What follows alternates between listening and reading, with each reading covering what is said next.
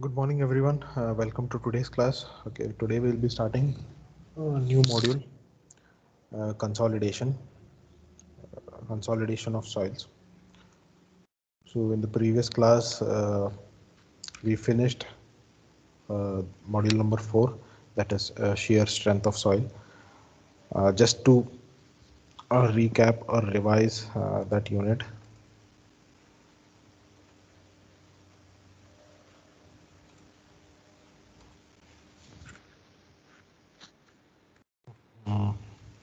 So please remember that when load is applied on the soil, if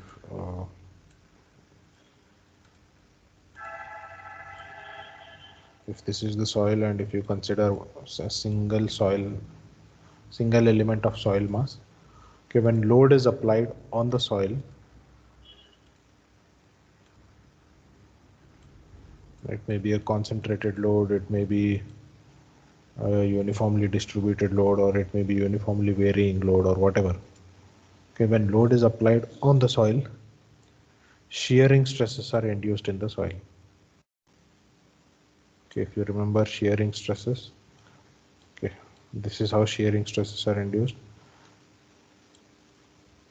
So because of these shearing stresses, you may get cracks. If the load is too much, that the soil can't sustain it, you are going to get cracks. Okay, if it crosses a particular limit, and because of these cracks, there will be deformation leading to failure of the soil. So please remember that soil fails by shear.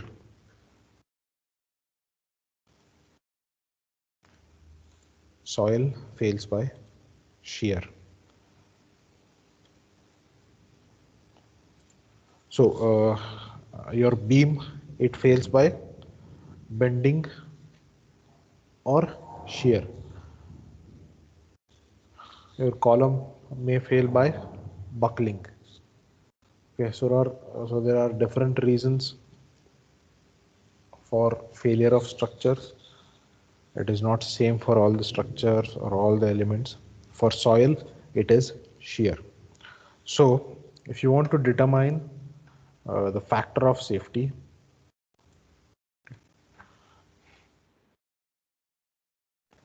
factor of safety, factor of safety is determined by shear strength of soil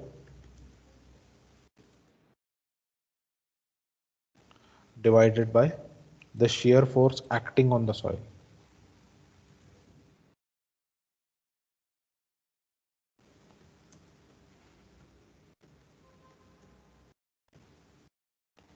So if the shear strength is more than shear force of the soil, obviously the soil is going to be safe.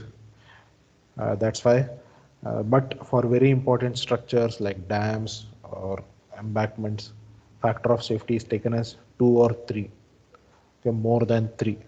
When it comes to safe bearing capacity of soil, okay, the factor of safety is taken as 2. For important buildings, it is 2.5. For more important buildings, it is 3. So shear strength must be 2 times the shear force that is acting on the soil, or shear force of the soil, shear force that is acting on the soil must be 2 times or 3 times less than the shear strength of the soil.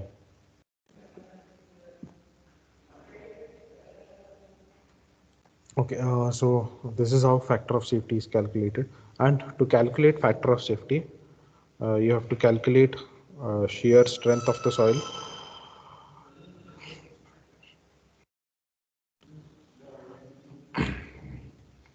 Okay, to calculate factor of safety, you have to know what is the shear strength of soil, and you have to know what is the shear force acting on the soil. Shear force acting on the soil can be easily calculated, but to calculate the shear strength of the soil, you need to conduct some laboratory experiments like direct shear test, unconfined compression test, triaxial test, or vane shear test.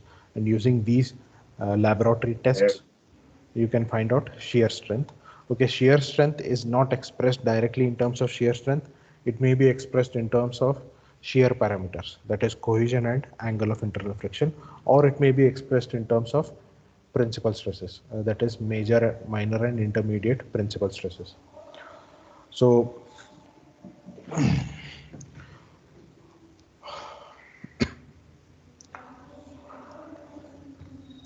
you need, using laboratory experiments, you are either calculating shear parameters or the principal stresses acting on the soil. Okay, so this is about shear strength. This is about shear strength. So this shear force that is acting on soil, it is either resisted by the cohesion between the soil particles, or it is resisted by uh, the friction between the soil particles. For sand, which is cohesionless, there is no stickiness in the sand. So the entire shear strength of the sand is because of the friction between the soil particles. Uh, for sticky soils like clay, the entire shear strength of the clay is mostly due to the cohesion, the stickiness of the soil. So please remember these basic things in shear strength of the soil. So moving on, uh, in what is consolidation? Okay, I'll just show you a video.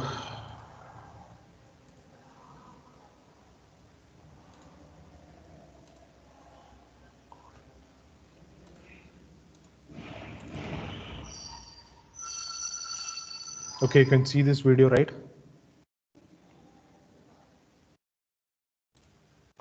Yes or no?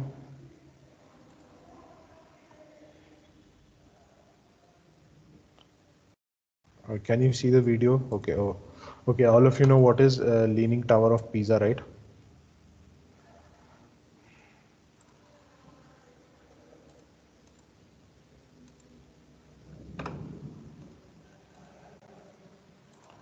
Okay. Away. But the real reason behind the phenomena lies below the ground. The soil layers here are constantly settling due to the load transferred from the top by dissipating the excess water pressure. This getting out of water from soil layers is called consolidation, which leads to settlement. Confused? Well, this can be explained with a simple diagram. Soil is composed of fine particles and voids. These voids are filled with both air and water. During consolidation, the air first goes out as soon as the load is applied, which is known as compression. This is followed by the expulsion of water from the soil layer. As the water flows out, the solid particles are rearranged, due to which the overall height of the soil is decreased. As such, settlement is taking place. Also, depending upon the void spaces inside the soil, the rate at which the water dissipates may vary. For relatively coarse materials, like sand, the water moves fast, while it takes longer time for water to move through finer particles like clay. Eventually, this will change the settlement time as well. Let's look at a demonstration. In the same container, one half is filled with sand and clay, while the other half is just clay. The sample is saturated by adding water. Then a load is placed over the sample and left to consolidate. It is seen that the half with the sand has settled a little bit more, because the pore water has dissipated more from this half. This is known as differential settlement, which if not considered can lead to instability of structures such as tilting. The wrong estimation or even negligence of consolidation can lead to severe structure failures. For instance, the Kansai International Airport is a famous case where the expected settlement was 19 to 25 feet, but the actual settlement went on to become 27 feet by the end of island construction, and it continued at the rate of 2 inches per month. Another well-known structure is again the famous Leaning Tower of Pisa. During the investigation, the engineers apparently missed a layer of sand, due to which the time for consolidation was overestimated. This accelerated the pore water dissipation and so the differential settlement and the infamous tilt. If there is a problem, there should be a solution, right? Consolidation is not an exception. The pore water can be made to dissipate very fast so that the soil is almost fully consolidated before the structure is placed. There are several methods for this. Preloading, loading the soil by some weight so that the soil is almost fully settled before construction begins. Or sand drains, use of sand columns to dissipate the water faster as sand has higher permeability. Finally, consolidation is a natural process for saturated clay, but it can be dealt with proper site investigations and design.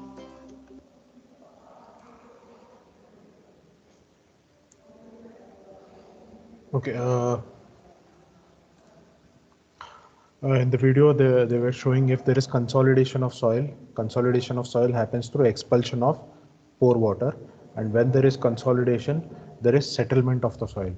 And if there is differential settlement, one corner of the building settles by 1 meter, the other end of the building settles by half meter.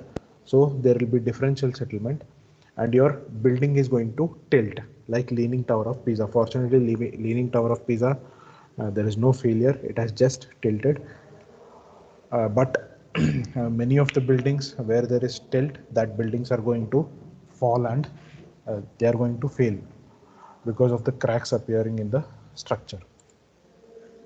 So please remember, consolidation is expulsion of the pore water. Okay, and because of this expulsion of the pore water, there is settlement of the soil mass. There is decrease in the volume of the soil mass. So you have to study this consolidation of soils, especially for major projects, for heavy projects. You have to study the consolidation of soil before beginning the construction. How the soil is going to settle, how much is it going to settle for. So, and you have to also study the history of the soil, whether it has already consolidated or it has never been consolidated, and so on. If you know this, then you can avoid settlements, thereby avoiding the failure of the structure. So there are different types of settlements: immediate settlement, primary settlement, secondary settlements. So immediate settlement is it happens during the construction. Primary consolidation is it happens over a period of years, okay, because of the expulsion of pore water. If the given soil is sand, okay, permeability of sand is more, so water will be expelled out very quickly.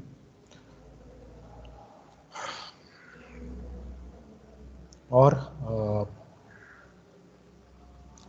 if it is clay, permeability of clay is very low, therefore the expulsion of pore water is very slow. Hence this primary consolidation settlement is very slow. It takes place over a period of 5 to 10 years. So how to avoid this consolidation? Before the construction of the structure, you will load the soil and you will consolidate the soil. Okay, so if the soil is already consolidated, then after construction there will be no settlement. Or you will construct sand drains so that there is an immediate expulsion of the pore water, and the consolidation happens quickly, so that after the construction there is no settlement. Okay, so also you should know the difference between consolidation and compaction. Now the difference between consolidation and compaction is, okay, all of you know soil is a three phase element.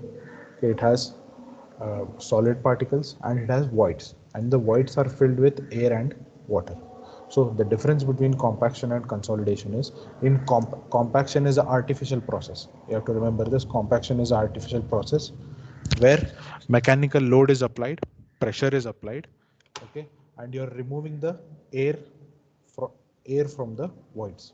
So in compaction, air voids are expelled out, and it is an artificial process. You are using rollers, stamping rods, etc., to remove the air from the soil. But consolidation is a natural process. Okay, consolidation is a natural process caused by steady or static load pressure, and in consolidation, the water from the pores are being expelled. So compaction, air voids are expelled; consolidation, water voids are expelled. Compaction, it is an artificial or man-made process. Consolidation is a natural process.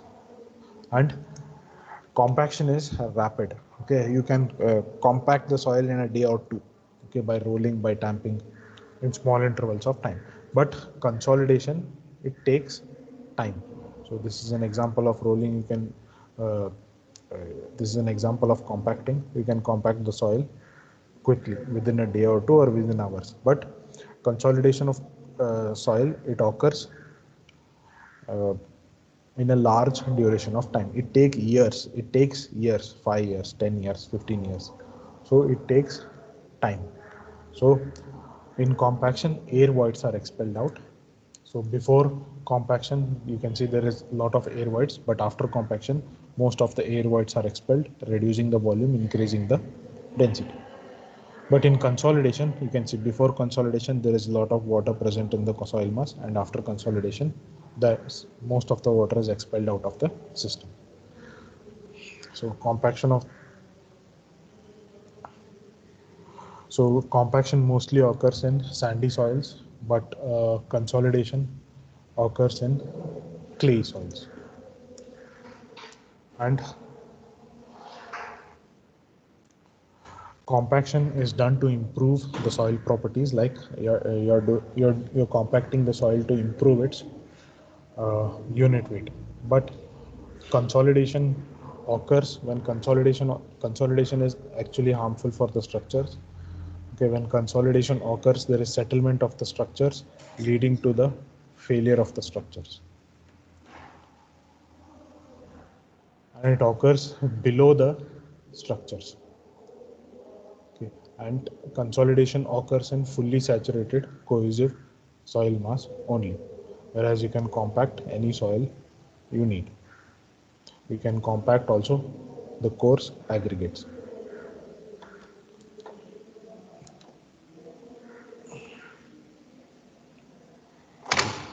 So these are some of the examples of consolidation. You can see, especially if there is a uniform consolidation, then there is no problem. Okay, if your complete building settles by same amount, no problem. But you can see in this picture, this side of the building has settled more compared to the other side. Then there will be tilting of the structure. Okay, that leads to the failure. One very famous and very good example is Leaning Tower of Pisa. Leaning Tower of Pisa, it is in Italy. Okay, this side of the structure, it has been consolidated more, and hence there is a tilt in the structure. Fortunately, nothing has happened, and they have taken all the safety measures to avoid further more tilting.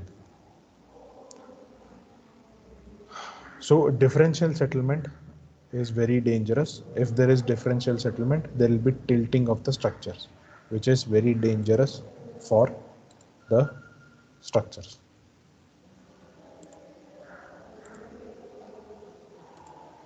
Okay,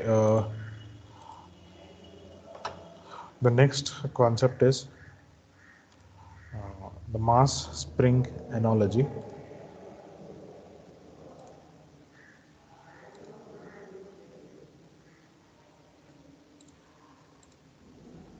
Okay, in the mass spring analogy, okay, this is Terzagh's mass spring analogy.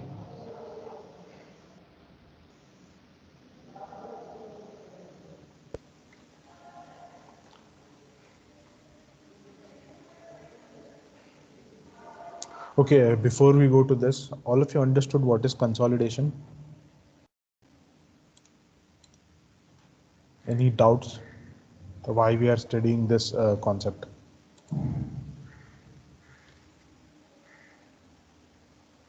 If you have understood, please raise your hand.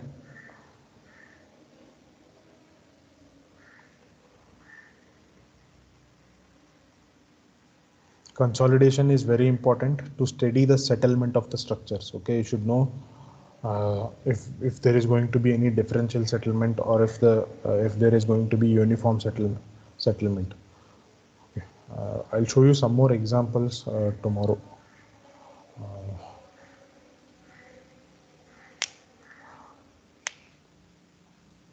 Okay, please remember, consolidation is a natural process. Okay, when the water from the voids is expelled out, consolidation occurs.